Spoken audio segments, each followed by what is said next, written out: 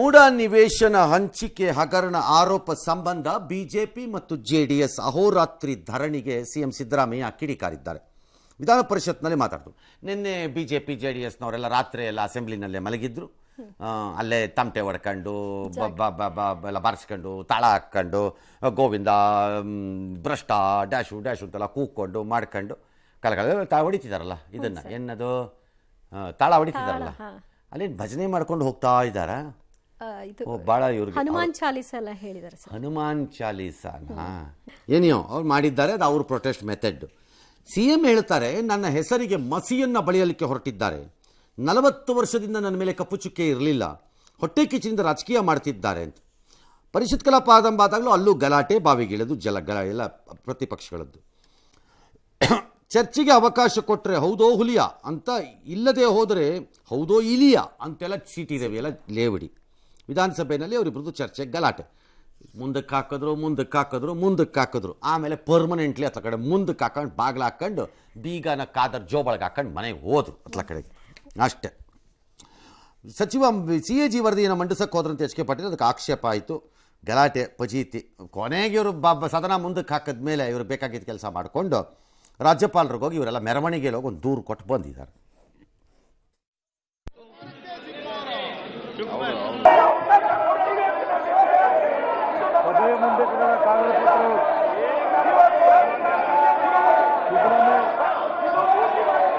ನೀವು ನಾನ್ ಇಶ್ಯೂ ಮಾಡಿದ್ದೀರಿ, ಬೇಕು ಅಂತ ವೈಯಕ್ತಿಕವಾಗಿ ತಗೊಂಡಿದ್ದೀರಿ. ಕೆಟ್ಟ ಸಂಪ್ರದಾಯ, ಅದಕ್ಕೋಸ್ಕರವಾಗಿ ಇದನ್ನ ಮತ್ತೆ ಚರ್ಚೆ ಮಾಡಲಿಕ್ಕೆ ಅವಕಾಶ ಇಲ್ಲ.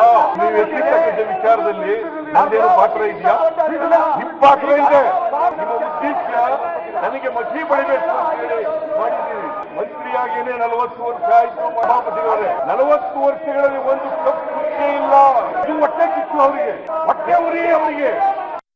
ಸಂವಿಧಾನವನ್ನ ರಕ್ಷಣೆ ಮಾಡ್ತೀನಿ ಅಂತ ಹೇಳಿದಂತ ಸಿದ್ದರಾಮಯ್ಯ ಸಂವಿಧಾನವನ್ನ ರಕ್ಷಣೆ ಮಾಡಬೇಕಾಯಿತು, ಸಂವಿಧಾನವನ್ನ ಭಕ್ಷಣೆ ಮಾಡ್ತಾ ಇದ್ದಾರೆ ಇವತ್ತು. ಇದರಲ್ಲಿ ನೇರವಾಗಿ ಸಿದ್ದರಾಮಯ್ಯನವರು ಭಾಗಿಯಾಗಿರೋ ದಾಖಲೆಗಳು ನನ್ನ ಹತ್ರ ಇದೆ. 3 ಅಕ್ರಮಗಳು ಆಗಿದೆ. ಆ 3 ಅಕ್ರಮಗಳು ದಲಿತರಿಗೆ ಮೋಸ ಮಾಡಿದ್ದಾರೆ.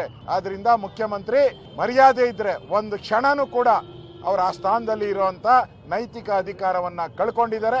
ಅದರ ರಾಜೀನಾಮೆ ಕೊಡಬೇಕು ಅಂತೇಳಿ ಆಗ್ರಹವನ್ನ ನಾವು. ಅವರ ಉದ್ದೇಶ ಸಾಕಾರವಾಗಬಾರ್ದು ಅಂದಿದ್ರೆ ಚರ್ಚೆ ಕೊಡ್ಬೋದಿತ್ತಲ್ವ ಸರ್? ಈಗ ನನಗೆ ಇವತ್ತು ಇನ್ನೊಂದ್ಸರಿ ಅನ್ನಿಸ್ತು, ಮುಖ್ಯಮಂತ್ರಿಗಳದ್ದು ವಾದದ ಬುಡ ಏನು? ನನ್ನ ಜೀವನದಲ್ಲಿ 40 ವರ್ಷದಲ್ಲಿ ಕಪ್ಪು ಚುಕ್ಕೆ ಇಲ್ಲ, ಈಗ ಮಾಡ್ತಿದ್ದಾರೆ. Why are you allowing them? ಯಾಕೆ ಅಲೋ ಮಾಡ್ತಾ ಇದ್ದೀರಿ ಅವ್ರನ್ನ ಚುಕ್ಕೆ ಹಾಕಕ್ಕೆ? ನಿಮಗೆ ಅನುಮಾನ ಉಳ್ಕೊಂಡ್ಬಿಡುತ್ತೆ. ಏನಕ್ಕೆ ಹಾಕ್ತಿದ್ದೀರಿ?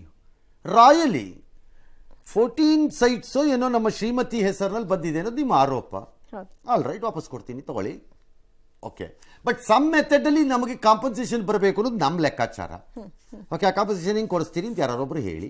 ಕಂದಾಯ ಮಂತ್ರಿಗಳಾಗಿದ್ರಿ ಅಶೋಕ್ ಅವರು, ನೀವೇ ಹೇಳಿ ಬೇಕಾರೆ ಹೇಗೆ ತಗೋಬಹುದು ಅಂತ. ಹೇಗೆ ತಗೋಬೇಕಾದ್ರೆ ನಂಬರ್ 1. ನಂಬರ್ 2, ನನ್ನ ಅವಧಿಯಲ್ಲಿ ಯಾವುದು ಆಗಿಲ್ಲದೆ ಇರ್ಬೋದು, ಫೇರ್ ಎನಫ್.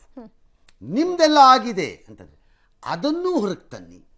ಬೇಡ ಅಂದವ್ರು ಯಾರು? ಮುಖಾಮೂತಿ ನೋಡದೆ ರದ್ದು ಮಾಡಿ.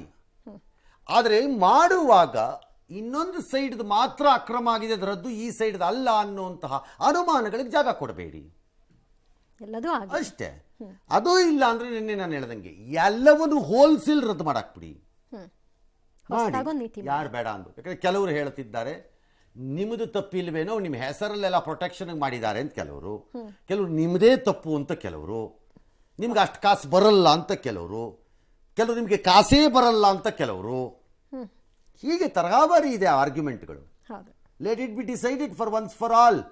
40 ವರ್ಷದ ನಂತರ ನಾನು ಯಾಕ್ರಿ ಈ ಕಪ್ ಚುಕ್ಕಿ ತಗೋಬೇಕು ಅಂತಾನೂ CM ಕೇಳ್ಬೋದಿತ್ತು. But it is a different stand he has taken. ಇನ್ನು ಬಿಜೆಪಿಗರ ಆರೋಪ ವಾಗ್ದಾಳಿಗೆ ಕಾಂಗ್ರೆಸ್ ಸಚಿವರು ಶಾಸಕರು ತಿರುಗೇಟನ್ನ ಕೊಟ್ಟರು. ಒತ್ತಡ ಎಷ್ಟೇ ಇದ್ರೂ ಕೆಟ್ಟ ಸಂಪ್ರದಾಯ ತರಲು ಆಗಲ್ಲ, ಸದನದಲ್ಲಿ ನಿಯಮಕ್ಕೆ ವಿರುದ್ಧವಾಗಿ ಕೆಲಸ ಮಾಡಲ್ಲ ಅಂತ ಸ್ಪೀಕರ್ ಮತ್ತು ಸಭಾಪತಿಗಳು ಹೇಳಿದರು. ಕೂಡ ಸಂಸ್ಥೆಯಲ್ಲಿ ಬ್ರಹ್ಮಾಂಡ ಭ್ರಷ್ಟಾಚಾರ 4,000 ಕೋಟಿಯ ಮಟ್ಟದ ನಿಲುವಳಿ ಸೂಚನೆಯನ್ನ ಅವಕಾಶವನ್ನ ಮಾಡಿಕೊಡದೆ ಅಡಚಣೆಯನ್ನ ಮಾಡಿ ಹೇಗಾರು ಮಾಡಿ ಈ ಚರ್ಚೆ ಆಗದ ರೀತಿಯಲ್ಲಿ ನೋಡ್ಕೊಳ್ಳುವಂತ ಪ್ರಯತ್ನ ಇವತ್ತು ಕಾಂಗ್ರೆಸ್ ಸರ್ಕಾರ ಮಾಡಿದೆ. ಕಾಂಗ್ರೆಸ್ ಸರ್ಕಾರ ಇವತ್ತು ಬ್ರಿಟಿಷರಂತೆ ವರ್ತನೆ ಮಾಡ್ತಾ ಇದೆ. ಮುಖ್ಯಮಂತ್ರಿಗಳು ನೀವೇನಾದ್ರೂ ಇದ್ರ ಬಗ್ಗೆ ಮಾತಾಡಿದ್ರೆ ನಿಮ್ಮದೆಲ್ಲ ಬಿಚ್ಚಿ ಬಿಡ್ತೇನೆ, ನೀವೇನು ಬಿಚ್ತೀರೋ ಬಿಚ್ಚಿಬಿಡಿ ಒಂದ್ಸಾರಿ, ಜನ ಎಲ್ಲ ನೋಡ್ಬಿಡ್ಲಿ. ನಾವು ಅವರ ಕಾಲದಲ್ಲಿ ಏನೇನ್ ಮಾಡಿದ್ರು ಅದೆಲ್ಲ ಮುಖ್ಯಮಂತ್ರಿಗಳು ಬಿಚ್ಚಿಟ್ರು. ನಾವು ಚರ್ಚೆ ಮಾಡಕ್ಕೆ ಒಂದು ಅವಕಾಶ ಮಾಡಿಕೊಟ್ಟಿದ್ದು. ಅವ್ರು ಏನೇನ್ ಬೇಕೋ ಹೇಳಿದ್ರು, ನಾವ್ ಹೇಳಕ್ಕೆ ಅವರು ಬಿಡ್ಲಿಲ್ಲ. ಮುಖ್ಯಮಂತ್ರಿಗಳು ಕಮಿಷನ್ ಎನ್ಕ್ವೈರಿ ಆರ್ಡರ್ ಮಾಡಿದ್ದಾರೆ. ಹೋಗೆಲ್ಲ ಇಡೀ 4 ದಿವಸ ಒಂದೇ ಚರ್ಚೆಯಲ್ಲಿ ಇರುತ್ತೆ. ನಮ್ಗೆ ಇಲ್ಲಿ ಹಲವಾರು ಬಿಲ್ಲುಗಳು, ಇದು ಆಡಳಿತದ ವ್ಯವಸ್ಥೆ ಇವತ್ತು ಸ್ತಬ್ಧವಾಗ್ತದೆ. ವಿಧಾನಸಭೆ ನಡೆಸುವಾಗ ಒಂದು ಕೆಟ್ಟ ಸಂಪ್ರದಾಯವನ್ನು ಪ್ರಾರಂಭ ಮಾಡಲಿಕ್ಕೆ ನಾನು ಅದನ್ನೆಲ್ಲ ದಾಟಿ ಬಂದಾಗಿದೆ ಅಲ್ವಾ ಸರ್ ಆ ಕೆಟ್ಟ ಸಂಪ್ರದಾಯ? ಎಲ್ಲ ಮಾಡಿದ್ದಾರೆ. ಕೆಟ್ಟ ಸಂಪ್ರದಾಯಗಳು ಅಂತ ಈಗ ಸ್ಪೀಕರ್ ಹೇಳಿದ್ರೆ ಪ್ರಯೋಜನ ಇಲ್ಲ. ಇಂಥ ಕೆಟ್ಟ ಸಂಪ್ರದಾಯಗಳು 1000 ಮಾಡಿದ್ದೀರಿ. ಮತ್ತು ಡಿ ಕೆ ಮಾತಾಡ್ತಿರೋದು ಮೂಡೋದಾರೆ, ನಾವು ಬಿಚ್ಚಿಟ್ಬಿಟ್ವಿ. ಏನನ್ನ ಲಿಸ್ಟ್ ಕೊಟ್ಬಿಟ್ರೆ ಹಗರಣಗಳಾಗ್ಬಿಡಲ್ಲ. ಈಗ ಹಂಗಾರೆ ಡಿ ಕೆ ಶಿವಕುಮಾರ್ ಮೇಲೆ 1000 ಆರೋಪ ಇದೆ ಅಂತ ಹೇಳ್ಬಿಟ್ಟ ತಕ್ಷಣ ಎಲ್ಲ ಆಗೋಯ್ತು ಅಂತ ಅರ್ಥನಾ? ಈಗ ನಾಗೇಂದ್ರ ಮೇಲೆ ಬಂದಿದ್ದು ಹಾಗಾದ್ರೆ ಎಲ್ಲ ಆಗೋಯ್ತು. ಹಂಗಾರೆ ನಾಗೇಂದ್ರ ಬಂದಿದ್ದ ಮೇಲೂ ಆಗೋಯ್ತು. ಯಾರು ಒಂದು ಲಿಸ್ಟ್ ಕೊಟ್ಬಿಟ್ರೆ ಆಯ್ತು, ಟೈಪ್ ಮಾಡಿಬಿಟ್ಟು. ಹಂಗಾಗಲ್ಲ ಅದೆಲ್ಲ. ಆಮೇಲೆ ಎನ್ಕ್ವೈರಿ ಮಾಡಿಬಿಟ್ಟಿದ್ದಾರೆ, ಇದು ಜುಡಿಷಿಯಲ್ ಎನ್ಕ್ವೈರಿ ಕರೆದ್ಬಿಟ್ಟಿದ್ದಾರೆ. ಕರೆದಿದ್ದನ್ನು ಯಾವುದು ಚರ್ಚೆ ಮಾಡಿಲ್ವಾ ನೀವುಗಳು ಸದನದಲ್ಲಿ? ನನಗೆ ಅರ್ಥನೇ ಆಗ್ತಿಲ್ಲ ಈ ಪ್ರಕರಣದಲ್ಲಿ. ಚರ್ಚೆಯನ್ನು ಅವಾಯ್ಡ್ ಮಾಡುವ ಅನಿವಾರ್ಯತೆ ಮತ್ತು ಆ ಸಂದರ್ಭ ಯಾಕಿದೆ ಸರ್ಕಾರಕ್ಕೆ ಅಂತ. ಯಾಕೆ ಅಂದರೆ ಮುಖ್ಯಮಂತ್ರಿಗಳ ಪ್ರಕಟಿತ ಸ್ಪಷ್ಟ ನಿಲುವು ಅನ್ಯಾಯ ಇಲ್ಲ, ನಾನು ಮಾಡಿಲ್ಲ, ನಂಬರ್ 1. ನಂಬರ್ 2, ನಾವು ಕಾನೂನುಬದ್ಧವಾಗಿ ಇದರಲ್ಲಿ ಕಾಂಪನ್ಸೇಷನ್ಗೆ ಪರಿಹಾರಕ್ಕೆ ಅರ್ಹರು. ಅದೇ ಪ್ರಕಾರವಾಗಿ ಅದರಲ್ಲಿ ಪ್ರಶ್ನೆ ಉಪಪ್ರಶ್ನೆ ಆಗಿರುವುದು ಎಷ್ಟು ಹೇಗೆ ಎಂಬುದು. ನನ್ನ ಪ್ರಕಾರ 62 ಕೋಟಿ, ನಿಮ್ಮ ಪ್ರಕಾರ 6 ಕೋಟಿ ಇರ್ಬೋದು. 6ಕ್ಕಾದ್ರೂ ಯಾರೊಬ್ರು ಬರಬೇಕಲ್ಲ ಅನ್ನೋದಾರು ನಿಲುವಾಗಬೇಕು.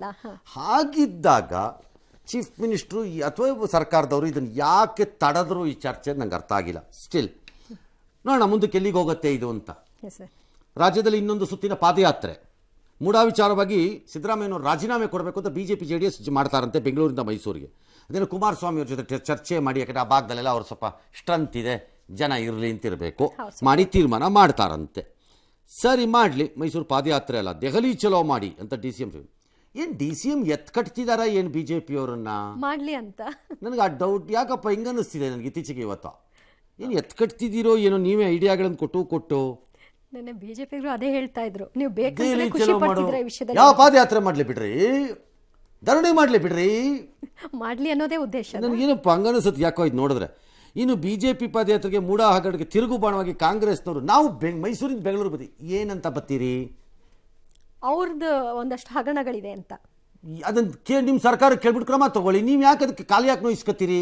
ಕೆಲಸವಿಲ್ವಾ? ಪುರ್ಸೊತ್ತ ಕೂತಿದ್ದೀರಾ ಎಲೆಕ್ಷನ್ ಆದ್ಮೇಲೆ? ನೀವು ಟೈಮ್ ಯಾಕೆ ವೇಸ್ಟ್? ಯಾರನ್ನು ಮೆಚ್ಚಿಸ್ಲಿಕ್ಕೆ ಇವೆಲ್ಲ ಮಾಡಕ್ಕೆ ಹೋಗಬಾರ್ದು ಕಾಂಗ್ರೆಸ್ಸಿಗರು. ಯಾರನ್ನು ಮೆಚ್ಚಿಸ್ತೀರಿ ಅದರಲ್ಲಿ? ನನ್ನ ಪ್ರಕಾರ ಅದು ಜೋಕ್ ಆಗಿ ಇನ್ನೂ ಅವಮಾನ ಆಗತ್ತೆ.